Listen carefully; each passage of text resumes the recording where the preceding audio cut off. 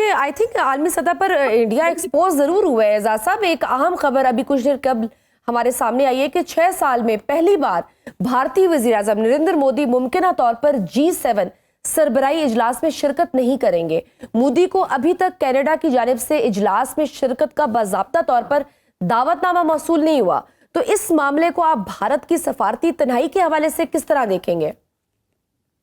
जी, वो तो है। इनके जो वज़ीर ख़ारिजा वो कितना बोला करते थे, ज़ोर-ज़ोर से, अब नहीं बोल रहे हैं। शायद दोबारा बोलना शुरू करें, हिम्मत आ जाए, क्योंकि उन लोगों को एक ऐसा सदमा हुआ है कि वो तो कुछ और ही तराज़े लगा के बैठे थे। उनका ख़्याल था पाकिस्तान कमज़ोर हो गया है, हमारी इक़्तिसाद बड़ी अच्छी जा रही है, दुनिया में पाकिस्तान शायद हम 9 साल से कह रहे हैं तन्हा है तो शायद हो गया हो। जी। अब उनको पता चला कि ऐसा तो कुछ भी नहीं था और ना ही पाकिस्तान कमज़ोर था, बल्कि पाकिस्तान ने पूरा पूरा जवाब भी दिया और दुनिया के कई ममालिक तो खुलकर पाकिस्तान के साथ खड़े हो गए। बिल्कुल। हिंदुस्तान के लिए तो कोई आवाज़ नहीं उठी। तो ये जो सदमा है उसकी वजह से 2 रिएक्शंस आए हैं। मोदी साहब का पहला रिएक्शन तो यह है कि पहले अपने लोगों को एक बार फिर धोखा दें और उनको बताएं कि नहीं हमने तो जंग जीती है और जी। अभी ऑपरेशन सिंदूर खत्म नहीं हुआ। लेकिन वो आहिस्ता-आहिस्ता तनकीद उन पे बढ़ रही है। दुनिया में भी उनकी तरफ से कोई बात नहीं मानेगी। वो तो जहाज़ भी नहीं छुपाते रह गए कि जहाज़ हमारे नहीं गिरे और वो भी आहिस्ता-आहिस्ता बात निकलती जा रही। तो चुनांचे ये जो उनको एक अजीब से अपने आप को उन्होंने मुक़य्यद कर दिया एक ख़ास उसमें अहाते में। अब उनको महसूस हो रहा है कि अब दुनिया में जाएँ तो किसको क्या मुँह दिखाएँ। अब वफ़ूद भेजे मिसाल के तौर पर।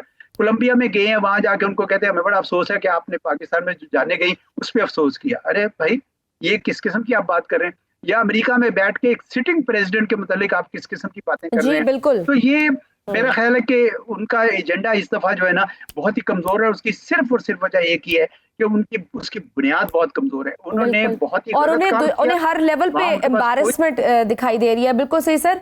रूस और यूक्रेन की भी मैं बात करना चाहूंगी। वो बहुत इंपॉर्टेंट इवेंट्स हो रहे हैं, उनकी कशीदगी में बढ़ रही है। आप क्या समझते हैं, क्या रूस जवाबी हमले में कोई जोहरी हथियारों का इस्तेमाल कर सकता है? हालात किस जानिब जा रहे हैं? अगर ऐसा कोई मामला पेश आ जाए तो क्या दुनिया दोबारा जंग अजीम की जानिब नहीं बढ़ रही? देखिए, इस किस्म के जंगों में खतरा तो होता है हर वक्त कि वो जंग का दायरा फैल भी सकता है। इसीलिए तो जंग को रोका जाता है, क्योंकि जंग का दायरा फैल जाए तो उसको रोकना फिर बहुत ही मुश्किल हो जाता है। लेकिन मैं ये समझता हूँ कि अब जब यूक्रेन की तरफ से इतना बड़ा हमला हुआ तो रूस यकीनन उसको इश्तियाल अंगेजी समझ रहा है और वो भी उतना बड़ा हमला करेगा।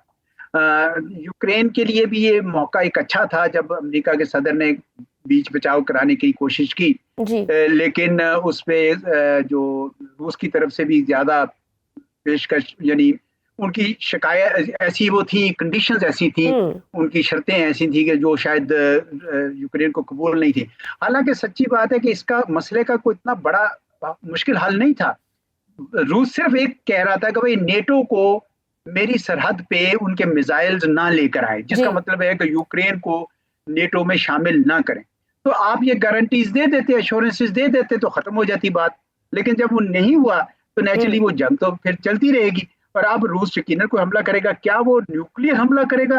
मेरा ख्याल है कि नहीं करेगा न्यूक्लियर हमला। सर, चूंकि आप मौजूद है तो मैं बांग्लादेश की भी जल्दी से बात करती जाऊँ। एक बड़ी अहम पेशरफ्त हुई है बांग्लादेश में, जहां करेंसी नोटों पर से शेख मुजीब की तस्वीर को हटा दिया गया है। ये अपने आप एक बड़ा इंपॉर्टेंट स्टेप है, क्योंकि पाकिस्तान से मुखालफत करके अलहदा करने वाले शेख मुजीब को आज बांग्लादेश की आवाम देखना नहीं चाहती।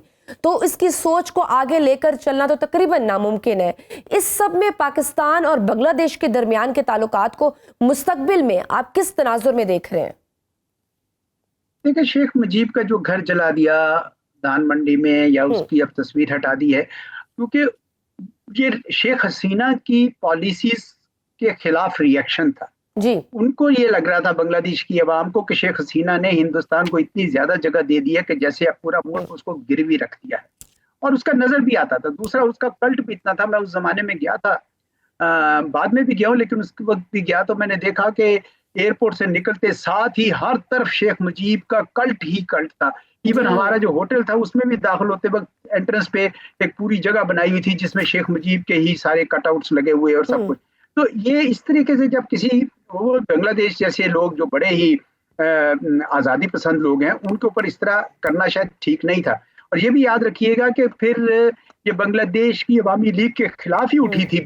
दूसरी जो जमात थी जिसमें जो उनके मेजर जिया थे, वो उठे थे ना जी उसके खिलाफ। उनकी जो पार्टी बांग्लादेश नेशनल अवामी पार्टी बनी, बांग्लादेश अवामी पार्टी जो बनी, नेशनल अवामी पार्टी सॉरी, तो वो जो बनी थी वो इसीलिए बनी थी ना। उसके तो एक बांग्लादेश में कोई सारे लोग तो अवामी लीग के नहीं थे हामी, कुछ का लिए ख्याल है। लेकिन जब से शेख हसीना ने ये किया उनके साथ, उस वक्त से ये रिएक्शन आया है कि नहीं आपने हिंदुस्तान के खिलाफ हमें क्यों करते हैं। दूसरा ये कि बहुत सारे बांग्लादेश के लोग जो है वो पाकिस्तान के साथ मोहब्बत रखते हैं और वो करते हैं। ठीक है, पाकिस्तान बहुत तेजी नहीं इस मामले में कर रहा, लेकिन हमारे पुराने उनके साथ बड़े पुराने रिश्ते नाते हैं। कुछ गलतियां हुई, कुछ हमसे हुई, कुछ उनसे हुई, कुछ उनका अजाला किया जाना चाहिए था।